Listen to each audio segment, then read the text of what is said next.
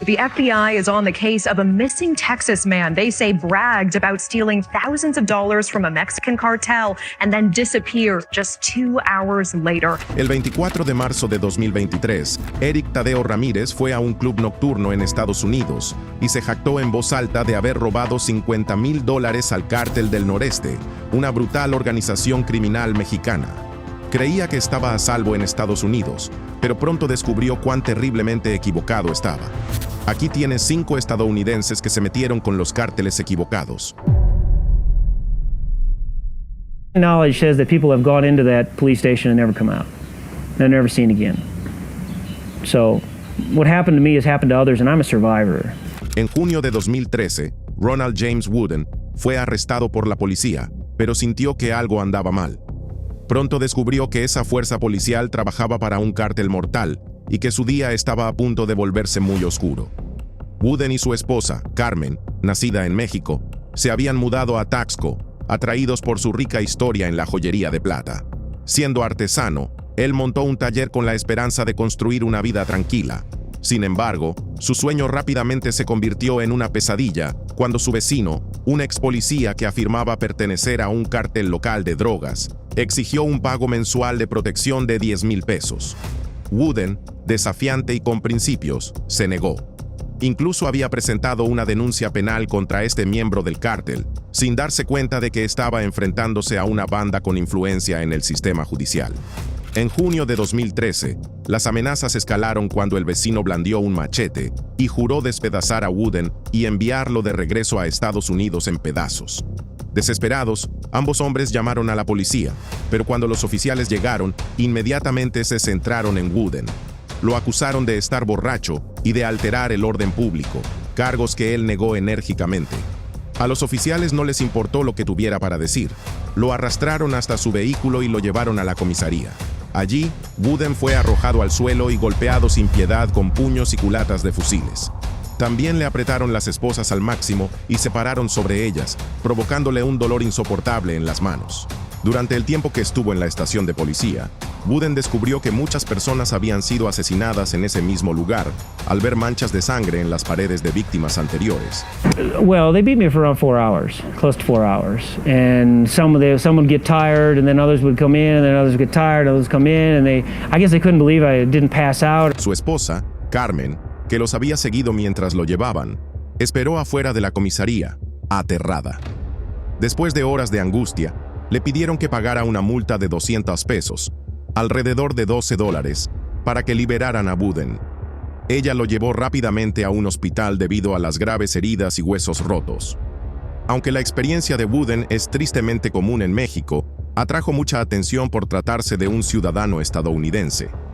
En 2013, un juez federal de Estados Unidos ordenó una investigación penal sobre la golpiza, algo poco habitual en un país donde ese tipo de abusos suelen quedar impunes.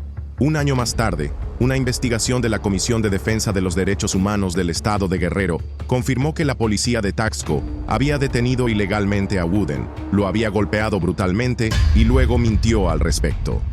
El ex jefe de policía de la ciudad, Erubiel Salado Chávez, fue arrestado posteriormente por cargos de delincuencia organizada y secuestro vinculado con Guerreros Unidos. A esta banda se le atribuyen muchos de los más de 100 cuerpos encontrados en fosas comunes en los alrededores de Taxco y la ciudad cercana de Iguala. El gobierno federal también cree que los 43 estudiantes universitarios desaparecidos en Iguala en 2014 fueron secuestrados por policías municipales corruptos y entregados a Guerreros Unidos, quienes presuntamente los asesinaron. En un principio, Wooden presentó una denuncia penal, pero la retiró tras ser advertido en la oficina del magistrado. Le dijeron que estaban planeando hacerlo desaparecer si continuaba con los cargos. Además del daño físico, el equipo de Wooden fue robado. Como resultado de esta experiencia cercana a la muerte, él y Carmen huyeron de Taxco y comenzaron a mudarse constantemente para evadir el peligro. Sus lesiones y dificultades económicas también le impidieron conseguir nuevos proyectos. Al reflexionar sobre su calvario, Wooden sigue plenamente consciente del peligro del que logró escapar. The FBI is on the case of a missing Texas man they say bragged about stealing thousands of dollars from a Mexican cartel and then disappear just 2 hours later. El 24 de marzo de 2023, en las oscuras horas justo después de la medianoche, Eric Tadeo, con el rostro ensangrentado, intentó desesperadamente saltar de una camioneta en movimiento que cruzaba hacia México, pero unas manos invisibles lo arrastraron de nuevo al abismo. Se había metido con el cártel equivocado y ahora su destino estaba sellado. Eric Tadeo Ramírez, residente de Laredo, Texas, cometió un grave error que pronto cambiaría su vida de forma irreversible. Esa noche, Ramírez, envalentonado por el alcohol y quizás por una sensación equivocada de invulnerabilidad, comenzó a jactarse de un robo importante. Presumía ante los asistentes a la fiesta y por teléfono con una mujer de haber robado $50,000 al Cártel del Noreste, un temible afiliado del infame Cártel de los Zetas.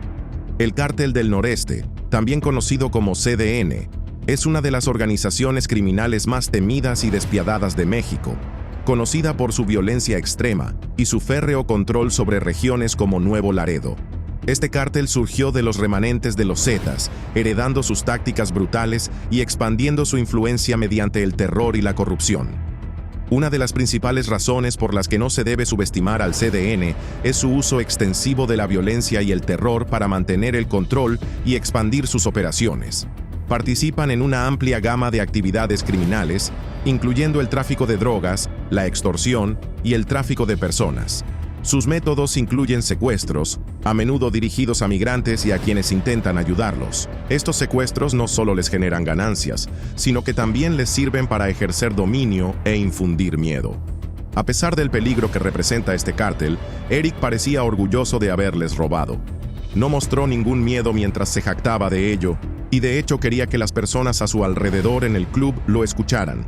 Tal vez pensaba que así lograría ganarse su respeto.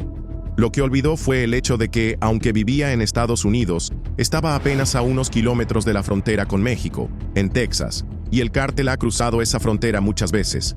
Incluso tienen bases dentro de Estados Unidos. Esta es una banda que persigue a sus enemigos siempre que sepan dónde se encuentran. El CDN es conocido por sus demostraciones públicas de violencia. Han realizado ejecuciones y dejado los cuerpos en espacios públicos como advertencia a los demás. En un incidente espeluznante, dejaron cerca de 2 docenas de cuerpos colgados de un puente o desmembrados y arrojados en la vía pública. Su violencia no se limita a los civiles. El CDN también ha atacado a las fuerzas del orden, provocando un aumento significativo en los asesinatos de policías. Entre 2019 y 2022, se reportaron varios asesinatos de oficiales en regiones como Nuevo León, y el CDN fue el principal sospechoso. Estos ataques suelen formar parte de esfuerzos más amplios por intimidar y controlar a las autoridades locales, asegurando su cooperación o eliminando cualquier resistencia. Dados estos factores, las acciones de Eric Tadeo Ramírez contra el CDN fueron especialmente peligrosas. La reputación del cártel por sus represalias rápidas y brutales, sus sistemas de vigilancia bien establecidos y su capacidad para corromper o coaccionar a las autoridades locales hacían que cualquier confrontación con ellos fuera extremadamente arriesgada. Ahora podemos suponer que el cártel tenía agentes dentro del bar donde Eric se estaba jactando. Poco después de la medianoche, las consecuencias de la arrogancia de Ramírez se volvieron dolorosamente evidentes. Testigos en la fiesta informaron que 2 o 3 hombres enmascarados, que llegaron en una camioneta azul Dodge, lo agarraron a la fuerza. Lo golpearon y lo arrastraron dentro del vehículo. Más tarde se confirmó que la camioneta estaba registrada a nombre de la madre de uno de los secuestradores, Jonathan Cabriales. 1 hora después, cámaras de seguridad captaron una escena aterradora. Eric, ensangrentado y desesperado, intentó escapar del vehículo en movimiento mientras cruzaba el puente internacional hacia Nuevo Laredo, México. Sus intentos fueron inútiles. Fue brutalmente arrastrado de nuevo al interior de la camioneta. Ese video aún está en poder del FBI. El 25 de marzo de 2023, la novia y la hermana de Eric, horrorizadas por los eventos de la noche anterior, contactaron de inmediato a la policía. El FBI se involucró rápidamente debido a la naturaleza transfronteriza del crimen y a la participación de un poderoso cártel. 2 días después hubo un avance en el caso. La investigación progresó rápidamente y en esa fecha, agentes de aduanas y protección fronteriza de Estados Unidos arrestaron a Jonathan Cabriales cuando reingresaba a Estados Unidos en la misma camioneta azul Dodge utilizada en el secuestro. Bajo interrogatorio, Cabriales admitió su participación en el secuestro e implicó a otros 3 cómplices que seguían prófugos. Este arresto proporcionó detalles cruciales sobre la operación, pero hizo poco por aliviar el creciente temor sobre el destino de Eric. En abril de 2023, tanto las autoridades estadounidenses como las mexicanas intensificaron sus esfuerzos para localizar a Ramírez. A pesar de búsquedas exhaustivas y llamados públicos, su paradero seguía siendo desconocido. La participación del Cártel del Noreste, famoso por sus sofisticadas tácticas de evasión, complicó los esfuerzos de rescate. Hasta el día de hoy, Eric Ramírez continúa desaparecido, como un fantasma en las sombras de la venganza del cártel. 2009, Benjamin LeBaron, un estadounidense que vivía en Chihuahua, México, desafió al cártel local para que detuviera sus actividades. Lo que siguió se convertiría en uno de los incidentes más horribles que involucraron a un estadounidense y al cártel. On Saturday, 18 vehicles drove the caravan of the LeBaron family. La familia LeBaron es una familia mormona estadounidense que se separó de la iglesia en los Estados Unidos y se mudó al norte de México, donde manejaban un rancho y una granja de nueces. Nunca interfirieron con los cárteles de droga que eran comunes en esta área, y el cártel dejó a la familia en paz. Había un código entre las bandas criminales en México de nunca tocar a un estadounidense. Atraía demasiada atención y estas organizaciones no querían atención, especialmente de las autoridades estadounidenses. 2008, ese equilibrio pacífico entre la familia LeBaron y el cártel cambió cuando uno de los sobrinos de Benjamin fue secuestrado por el cártel, que exigió un rescate de $4 millones. La familia LeBaron era rica y bien conectada, así que el gobierno intervino y el niño fue liberado sin que se pagara ningún rescate. Aunque todos estaban felices de que eso hubiera terminado, Benjamin estaba furioso y decidió que ya era suficiente. Iba a confrontar a los cárteles que operaban en la región de Chihuahua.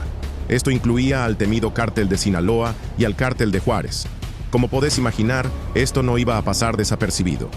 Para empeorar las cosas, Benjamin iba de estación de policía en estación y a oficinas del gobierno haciendo campaña para que terminaran las actividades del cártel. Naturalmente, la gente evitaba confrontar al cártel. Al ser parte de una familia poderosa, él estaba motivado a tomar acciones que amenazaban al cártel, incluso acumulando armas para protegerse. Todas estas actividades llamaron la atención de José El Riquín Escajeda, un miembro de alto rango del cártel de Ciudad Juárez. Se enviaron advertencias a la familia LeBaron, pero se volvieron aún más persistentes con sus campañas. Esto llevó a que El Riquín ordenara un asesinato contra Benjamin.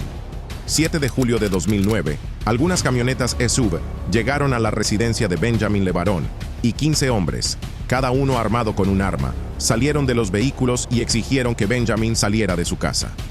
Testigos dicen que estos hombres irrumpieron en la casa, golpearon a la familia e incluso agredieron a la señora LeBaron. Hubo muchos gritos y alborotos saliendo de la casa, pero la gente tenía demasiado miedo como para ayudar. Luis Windmar, que era cuñado de los LeBaron y vivía al lado, no pudo ignorar más los pedidos de ayuda de su familia política, así que corrió a la casa de Benjamin para ayudar. Desafortunadamente, su acción solo lo puso en problemas. Luis y Benjamin fueron capturados y llevados a un lugar a 2 horas en auto del pueblo.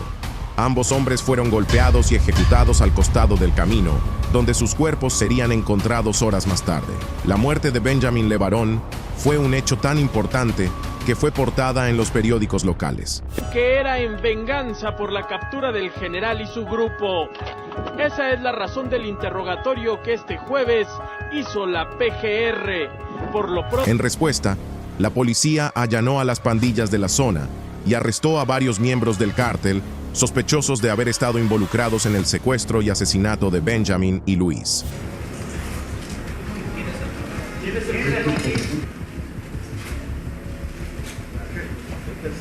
Algunos meses después, el jefe del cártel, José El Riquín Escajeda, también fue capturado.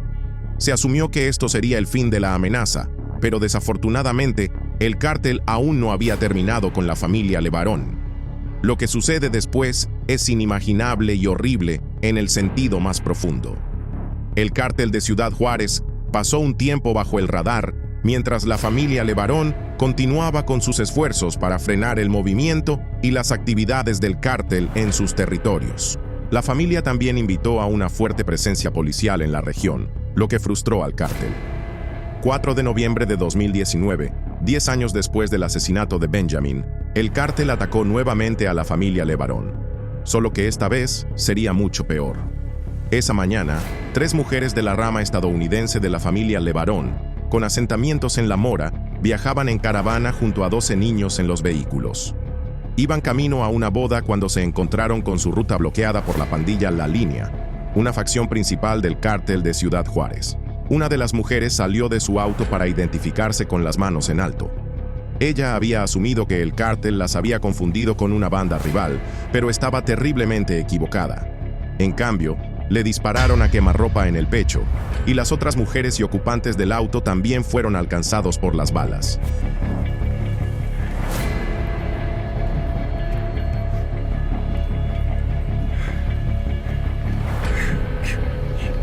Después de ese terrible incidente, solo hubo 6 sobrevivientes con diferentes grados de heridas. Desafortunadamente, los atacantes nunca fueron capturados. Sin embargo, es poco probable que esto sea el fin de la guerra entre la familia Levarón y el cártel local, ya que siguen luchando contra ellos. 2 de diciembre de 1984, Dennis Carlson y Rose Carlson, junto con otra pareja de testigos de Jehová, llamaron a la puerta de la casa de un narcotraficante de Guadalajara.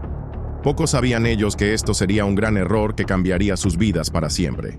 Denise y Rose Carlson eran originarios de Redding, California, y se habían mudado a Guadalajara, México, para continuar su labor misionera con la Iglesia de los Testigos de Jehová.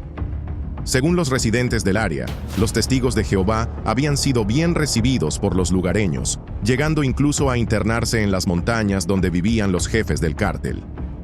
Mientras la gente generalmente evitaba estas zonas, parecía que los Testigos de Jehová gozaban de privilegios especiales, quizás por ser estadounidenses, o tal vez simplemente los respetaban como misioneros. Sin embargo, todo cambió cuando las organizaciones comenzaron a recibir información de que algunos agentes de la DEA estaban en la ciudad.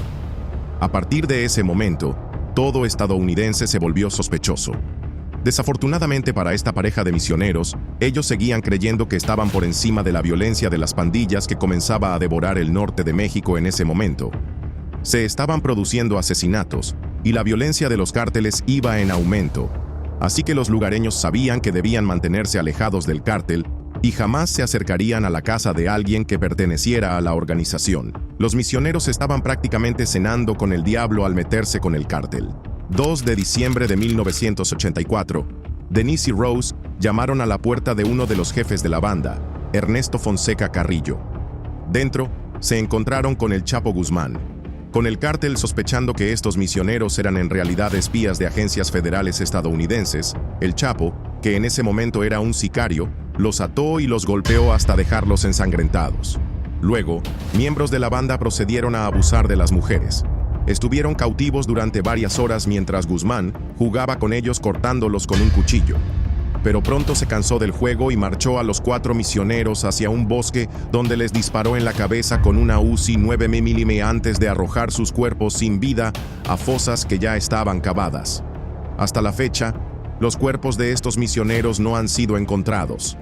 Los 4 testigos de Jehová fueron los primeros de 7 estadounidenses asesinados en los crímenes sin sentido del cártel durante la década de 1980. De regreso en los Estados Unidos, la noticia de las muertes de estos misioneros llegó a las familias de las víctimas. Los detalles espeluznantes del incidente hicieron que Norm Carlson, el padre de Dennis Carlson, se decidiera a conseguir justicia para su hijo y las demás víctimas. Sin pensarlo 2 veces, viajó a México solo para meterse en problemas con la policía de Guadalajara, que ordenó que fuera encerrado en la comisaría. Lo que Norm no sabía era que la policía del área trabajaba para el cártel y que, de hecho, habían informado al cártel sobre que Norman andaba husmeando en busca de información sobre los misioneros.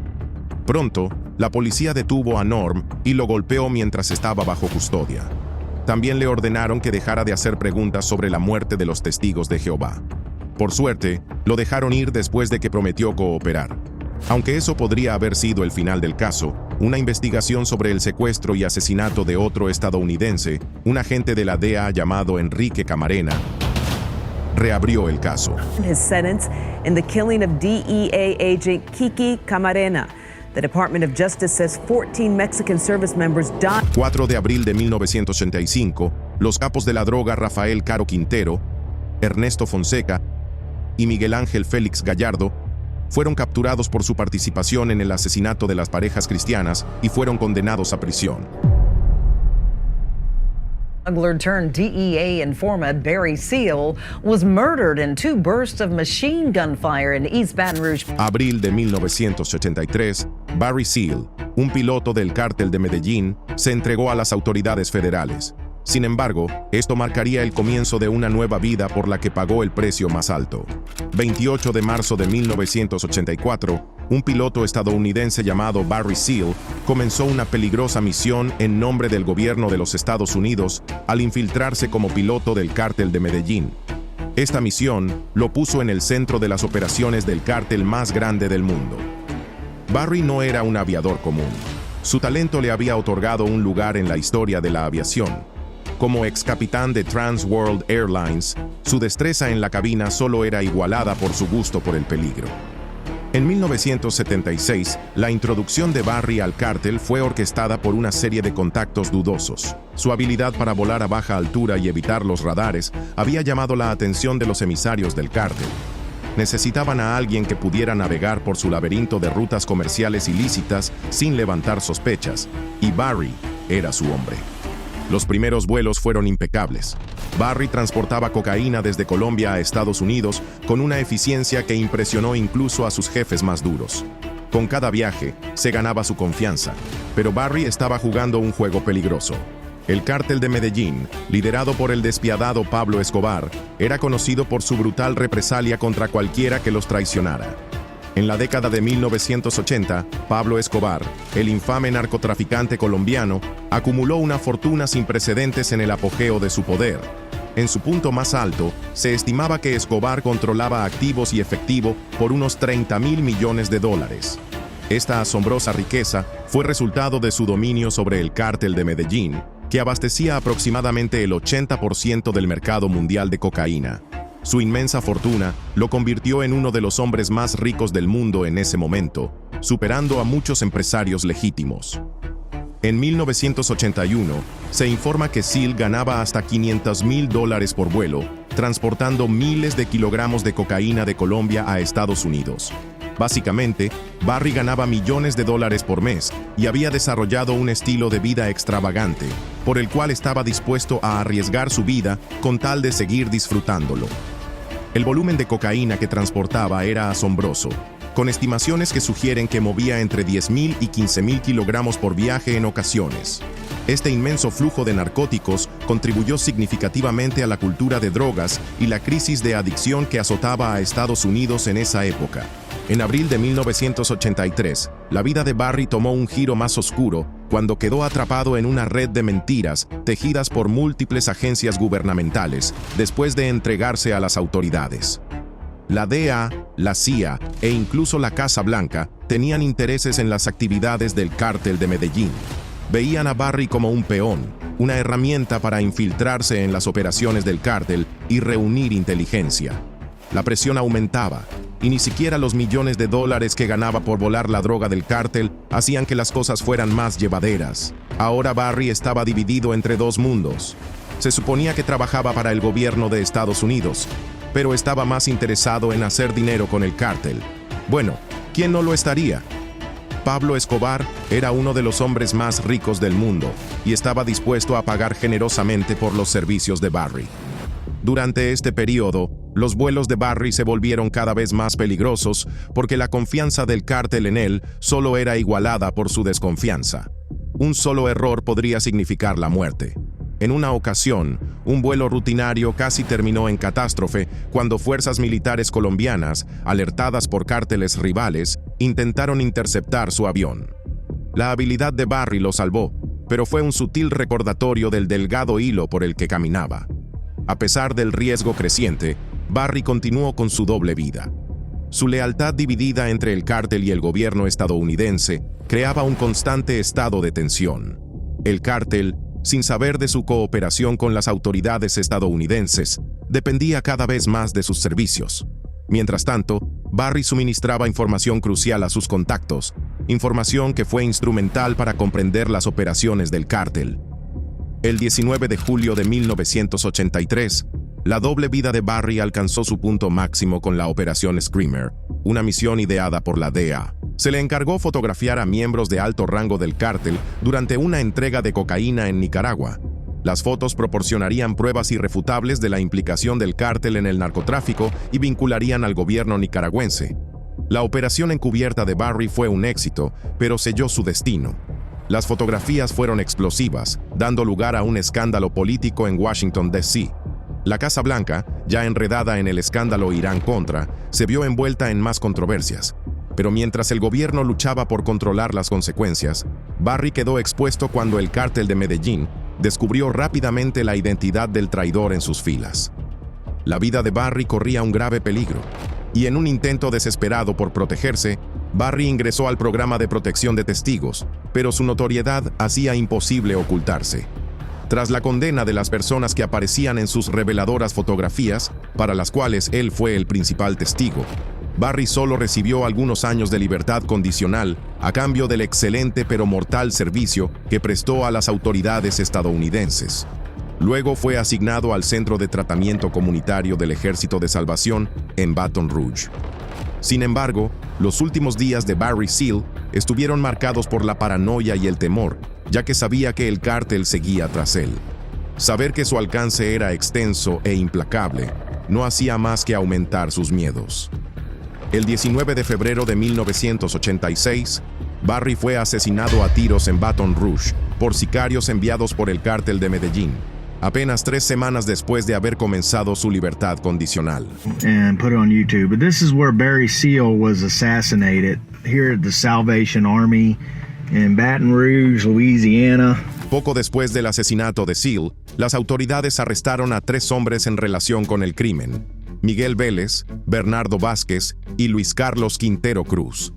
Estos individuos estaban vinculados al cártel de Medellín y se descubrió que habían ingresado a Estados Unidos con identidades falsas. Los arrestos se realizaron pocos días después del asesinato, marcando una respuesta rápida por parte de las fuerzas del orden.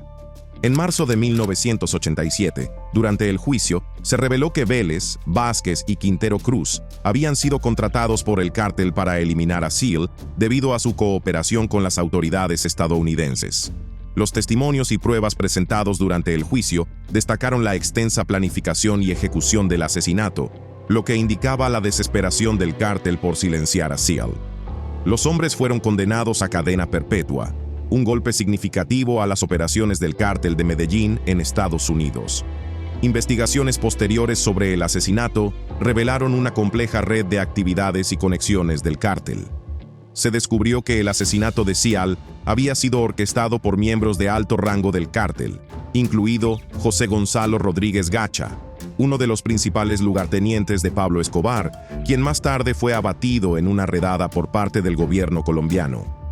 El asesinato de Barry Seal demuestra hasta dónde están dispuestos a llegar los cárteles para proteger sus intereses y eliminar a cualquiera que se cruce en su camino.